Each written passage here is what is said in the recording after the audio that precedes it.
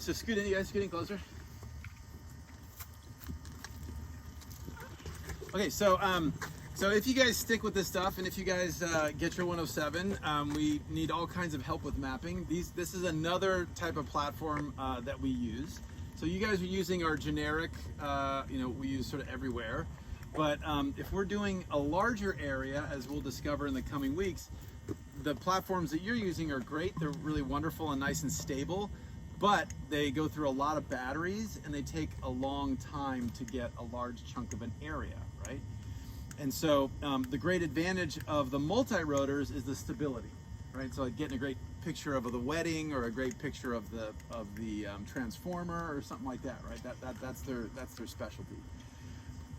But to get larger scale areas, they just don't work, and so we need much more efficient flying and stuff like that. And so that's where the fixed wing comes into play. So this is a fixed wing, and so this guy is going to be able to fly with the same amount of battery consumption, can go much farther, right? And so, and also by sort of the definition, this guy, as long as we have the thrust, right, we're going to have this constant lift. So if it's in a rainstorm or something, no, but if it's like mellow air conditions, this guy is just going to slice through the air. It's much easier to stay at the same elevation, whereas the stuff that you guys are using, it's constantly, we're constantly changing the spin of the rotors to maintain steadiness, and it just uses a lot more juice. Okay, so there's different types of fixed wings. There's all different types. This one is a fairly popular one called an EBee is the platform. And so this was designed so that, when these first came out, the very, very first model had a controller inside. So this is very weird because when you guys see these guys launch this in a second, when Zach explains it, there's no controller, which is bizarre. So initially the FAA said you had to have a controller. So initially they built into this foam a little super little teeny tiny controller they didn't tell anybody about. They didn't put it in the manual, they didn't tell anybody, but legally, if you knew where to move the foam, you could find a controller. But this is designed to be turnkey. This is designed to not be controlled directly by you.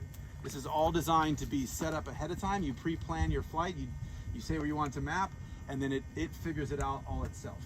The only control you have, so earlier we had that helicopter flying around. If something were to come into us, there's two options. One, we could say, come right back home now. And it would abandon whatever it's doing and fly back to us. So that's an option. If there was just an airplane full of kids that was flying into it, right? There's also a thing that you just kill it and it will drop out of the sky instantly. The propeller will stop spinning and it'll just drop out. And so this was designed by these folks in Europe so that if this hits you on the head, and because it's Europe, right? If here we talk about baseballs or something, there they talk about soccer balls. So this was designed so that if this falls from however high it is, it hits you on the head, it won't feel any stronger than a soccer ball dropped from 3 stories above your head, right? So I think that still would probably hurt, but the idea is it probably wouldn't kill you, is the idea, right? So this is all foam, and the idea here is that you'll see this as Zach and these guys demonstrate this, but we're gonna do the programming and say, go fly here, and it's gonna look, and then they're gonna shake it. So the activation, the turn on is shake it, which is kind of weird, but that's what you do. And then it's gonna kind of go, and it's gonna spin up. And then you're gonna throw it into the wind. If there's no wind, there's no wind. But if there's even a little bit of breeze, you wanna throw it directly in the breeze because that's gonna, the wind will be this way. You're gonna throw it, it's gonna tend to make it go like that. And it's gonna go, and it's gonna just throttle. It's gonna go as high up as it can, as fast as it can. And then it's gonna 360 up. And as it's going up, it's sniffing the air and it's feeling where is the wind coming from right now, and it's figuring out, all of that. And so then it's going to get up to its elevation, and then it's going to flop level, and then it's going to start to go map. When it's done, it's going to come back. And if we look at this is you can all touch this. It's sort of soft rubber or styrofoam foam, and then the bottom has a harder, more rigid plate. So it's got like a protective plate. And it'll come down, and we essentially are going to give it a lane and say, land here. And then it's going to, before it comes down, it's going to do the exact reverse. It's going to come down, it's going to circle, it's going to say, where's the wind coming from? and it's going to try to fly into the wind. So it's going to want to come up like this and then stall, boom, and then it's going to land on its belly. And so ideally, a nice lawn, grass, that's perfect. It can land on like a concrete or whatever, but the ideal thing is a nice flat sort of vegetated surface if possible. So that's the idea. And with that, I'll let Zach talk about how it works. Yeah, so after we take off, you guys can come check out the program if you want. Don't click anything, but other than that, you can look at it. It gives you general metrics of what's going on. Like Dr. A was saying, it uses its own, if you're mission planning without the drone on, it'll use local weather to figure out where the wind's coming from, and then it'll optimize its flight path based on that. But then two, when it's flying, it'll change so you can optimize the way it lands to the wind. That's kind of the main thing. The landing is kind of the weirdest part. It seems a little sketchy for such a fancy machine. I don't know if some of you guys saw it come down, but it's, yeah. That being said, so this thing is pretty cool. So we use it, the biggest projects we use it on are in New Orleans. There's about 650 acre site out there that we map with it. It takes a couple days still, no matter what. But if you were to do that with a quadcopter, you'd need a couple weeks. So this thing will fly, for what we have purchased, it'll fly for 40 minutes. It's kind of one of those weird like Apple type things where they, if you pay more, you can use it for longer, for whatever reason. But still, like 45 minutes, it will map a lot. On one battery. On one battery. And so we have 4 batteries. We have a little, I think it's, yeah, little that thing to charge batteries. It's also charging the laptop because this thing runs off of a laptop. And that's really your biggest limitation when you're flying is the laptop battery. And it's just, okay. Yeah, these have also been approved for, they're some of the only drones to be approved for BVLOS, so beyond visual line of sight. Not in the US, because the US is different, of course, and we care about our military more than most other things. So we do not approve for that, but in a lot of other countries, so they'll use it, a lot of times it's avalanche mapping, so looking at places that'll have a lot of avalanches, so they'll use these, they can send them up over mountains for a good 45 minutes, and then it'll come back down. They can make a map and look at like where do we need to set explosives to do the avalanches now versus having them happen on people.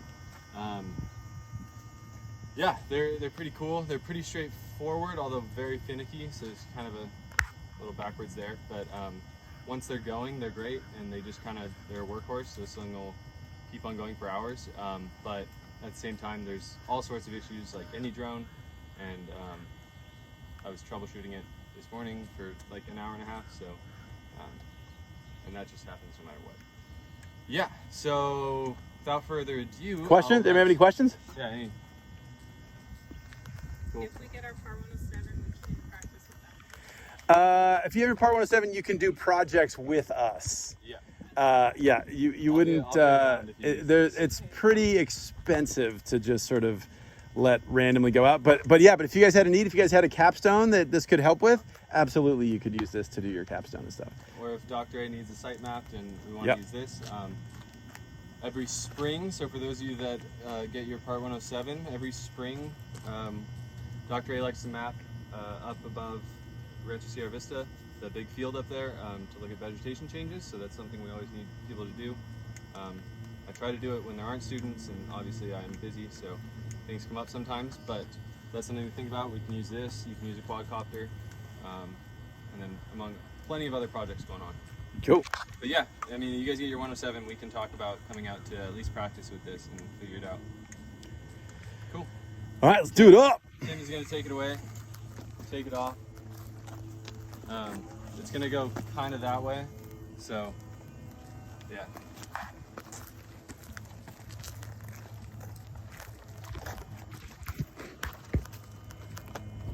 But go over the grass.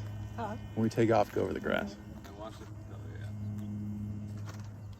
Give it a 1, 2. Let go. No pressure. Nobody's looking at you. It's fine. That's what it's going to play. A little bit of like boom, boom, boom, boom. Try doing it like that. Yeah. Now do it. Try again. There it goes. Maybe? No. Try again. But that was close.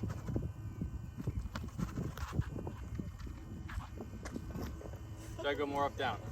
Huh? Like up down. Like more 45 degree kind of. Yeah. Let's see. Nope.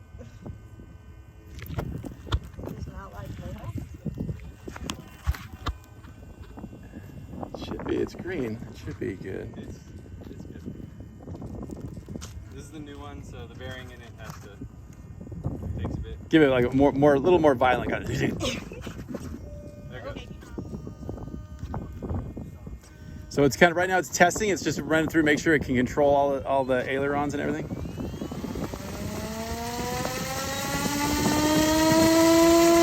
And into the wind.